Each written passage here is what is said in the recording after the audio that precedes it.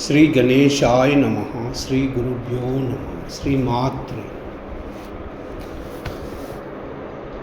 వాల్మీకి రామాయణము సుందరకాండము 9వ సర్గ మీనింగ్స్. హనుమంతుడు నిద్రాముద్రితులైన రావణున పత్నులను చూడడం. రావణుని భవనము అర్ధయోజనము వెడల్పు, యోజనం పొడుగు ఉంది. దానిలో ఎన్నో మేడలు ఉన్నాయి. సీత కోసం హనుమంతుడు ఆ భవనము అంతా తిరిగాడు. గొప్ప గొప్ప ఆయుధాలు ధరించి మహావీరులైన రాక్షసులు ఆ భవనానికి కాపలా ఉన్నారు. రావణుని పెళ్లి చేసుకున్న రాక్షస స్త్రీలు అవక్ర క్రమ పరాక్రమంతో యుద్ధాలు చేసి తెచ్చిన రాజకన్యలు ఆ భవనములో ఎందరో ఉన్నారు. అది మొసళ్ళు, తిమింగలాలు, మహామత్స్యాలు నిండి ఉన్న సముద్రములో సుడిగాలి విసురుతున్నప్పుడు ఎలా ఉంటుందో అలాగా కల్లోలముగా ఉంది. కుబేరుని ఐశ్వర్యము, మహేంద్రుని సంపద కలిపితే ఎంత ఉంటుందో అంతకంటే ఎక్కువ ఐశ్వర్య లక్ష్మి రావణుని ఇంట ఉన్నది. ఆ భవనము మధ్యస్థముగా ఉన్నది పుష్పకం. రావణుడు కుబేరుణ్ణి జయించి అది తీసుకువచ్చాడు. హనుమంతుడు అదంతా మళ్ళీ వెతికి చివరకు రావణుడు నివసించే ఇంట్లో ప్రవేశించాడు. అది రావణుని ప్రియురాలులా ఉంది. దాని చీడీలు మణులతో నిర్మించారు. దాని కిటికీలు బంగారముతో చేసి రత్నాలు పొదిగారు. నేల అంతటా తెల్లని స్ఫటిక శిలలు అతికారు. ఆ ఇంటి స్తంభాలు ముత్యాలతోనూ, పగడాలతోనూ, వెండితోనూ, బంగారముతోనూ నిండి ఉన్నవి. ఇల్లంతా రత్న కంబళ్ళు పరిచారు. అక్కడ స్పర్శ, రూప, శబ్ద, రస, గంధాల వల్ల హనుమంతుని జ్ఞానేంద్రియాలైన త్వక్కు, చక్షు, శ్రోత, జివ్య, ఘ్రాణాదులైదు తృప్తి పొందాయి. అది చూసి ఆయన స్వర్గమా, దేవలోకమా, అమరావతి నగరమా, బ్రహ్మలోకమా అని అబ్బురపడ్డాడు. అక్కడ దీపాల కాంతితోనూ, రావణుని వర్చస్సుతోనూ, ఆభరణాల నిగనిగలతోనూ ఆ చోటు అంతా మెరిసిపోతుంది. ఆ ఇంట్లో రత్న కంబళ్ళ మీద వేల కొద్ది సుందరాంగనులు పడుకొని నిద్రిస్తూ ఉన్నారు. వారందరూ రంగురంగుల బట్టలు కట్టుకొని ఉన్నారు. రకరకాల పూలమాలలు ధరించి ఉన్నారు. మద్యపానము చేసి బాగా మదించి రతి క్రీడలలో అలసిపోయి ఉన్నారు. వారందరూ తామర కొలనులో హంసలు నిద్రిస్తుంటే ఎలా ఉంటుందో ఆ యువతులలో ఆ ఇల్లు అలా ఉంది. సూర్యోదయము కాగానే వికసించి మళ్ళీ రాత్రి కాగానే ముకులించిన పద్మాలలా ఉన్నాయి వారి ముఖాలు. శరత్కాలములలో నక్షత్రాలతో నిండి ఉన్న ఆకాశములా ఆ ఇల్లు ఆ తరుణులతో నిండి తేజస్వంతముగా ఉంది. రావణుడు వాళ్ళందరి మధ్యగా పడుకొని నిద్రిస్తున్నాడు. అతను సరిగా చుక్కల్లో చంద్రుడు ఉన్నట్టు ఉన్నాడు.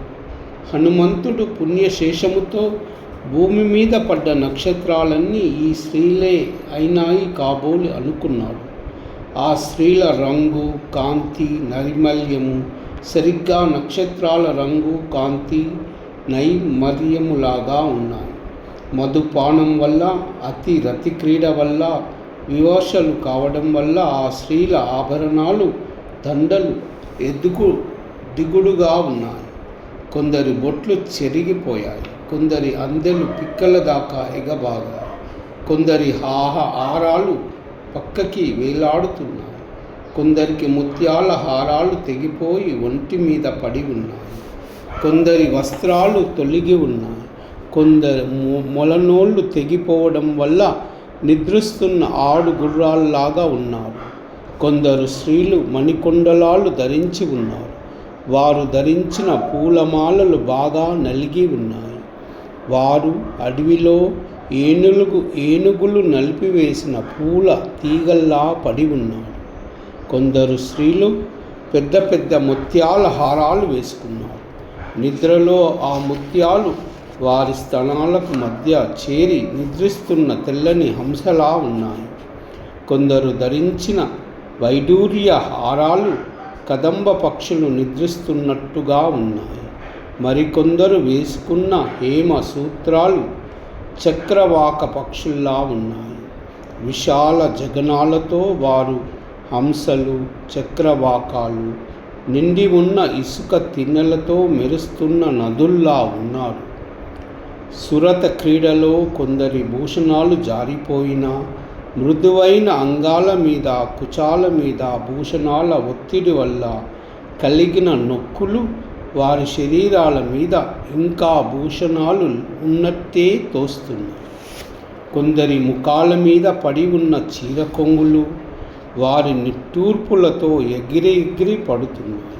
మరికొందరి పైట కొంగులు వారి ముఖాల మీద పడి నిట్టూర్పులతో జెండల్లాగా రెపరెపలాడుతున్నాయి. అలాంటి నిట్టూర్పు గాలి రావణుని మెల్లిమెల్లిగా సేవిస్తున్నట్టు ఉంది. మత్తులోనూ నిద్రలోనూ ఉన్న స్త్రీలు కొందరు రావణుని ముఖాలే అనుకొని పక్కనున్న సౌతుల ముఖాలు ముద్దు పెట్టుకుంటున్నారు. వారిలో కొందరు తమ చేతులు, కొందరు చీరలు దిండులుగా ఉంచుకొని నిద్రిస్తున్నారు. ఒకతే రొమ్ము మీద తల పెట్టుకుని మరి ఒకటి పడుకుంది. దాని మీద చెయ్యి వేసుకుని ఇంకొకతే పడుకుంది. దాని మీద పిరుదుల వైపు శిర ఉంచుకొని మరి ఒకటి పడుకుంది. దాని చేతుల మీద తల ఉంచుకొని ఇంకొకటి నిద్రిస్తుంది. మొత్తానికి ఒకళ్ళ మీద ఒకళ్ళు చేతులు వేసుకుని ఉండడం వల్ల వారందరూ దండగుచ్చిన తామర పువ్వుల్లాగా ఉన్నారు. వారందరూ ఇలాగా కలగా పులగముగా పడుకొని ఉండడం వల్ల ఏ చెయ్యి ఎవరిదో, ఏ నగ ఎవరిదో, ఏ వస్త్రము ఎవరిదో చెప్పడానికి వీలు కాకుండా ఉంది. రావణుడు గాఢ నిద్రలో ఉండడం వల్ల జ్వాజ్వల్యమానముగా ఉన్న దీపాలన్నీ ఆ సుందరాంగులను రెప్ప వేయకుండా చూస్తున్నట్టు నిశ్చలముగా వెలుగుతున్నాయి. వారిలో రాచకన్యలు ఉన్నారు, దేవతా స్త్రీలు ఉన్నారు, గంధర్వ అంగనలు ఉన్నారు, రాక్షస కన్యలు ఉన్నారు. వారినందరినీ రావణుడు యుద్ధాలలో పట్టుకొని తెచ్చాడు. వారిలో కొందరు రావణుణ్ణి స్వయముగా మోహించి వచ్చారు. కేవలం సీత తప్ప ఆ స్త్రీలందరూ పరాక్రమశాలి అయిన రావణుణ్ణి ప్రేమించే వచ్చారు. వారిలో అన్యుల మీద ప్రేమ గలది ఒక్కటి కూడా లేదు. అందులో ఒక్కతే అయినా ఇతరుని భార్య కాదు. వారిలో కులహీనలు, కురూపులు లేరు. చాతుర్యము ఎరగనిది, సౌఖ్య ఆనందాలు లేనిది కూడా లేదు. వారినందరినీ చూసి హనుమంతుడు, ఈ స్త్రీలందరూ రావణుడితో ఉన్నట్టే సీత రామునితో ఉంటే ఎంత బాగుంటుంది అనుకున్నాడు. తర్వాత అయ్యో, సీత చాలా గుణవంతురాలే, ఆమెను కూడా ఈ రావణుడు పట్టి తెచ్చాడే అని కూడా అతను విచారించాడు. శ్రీరామ్.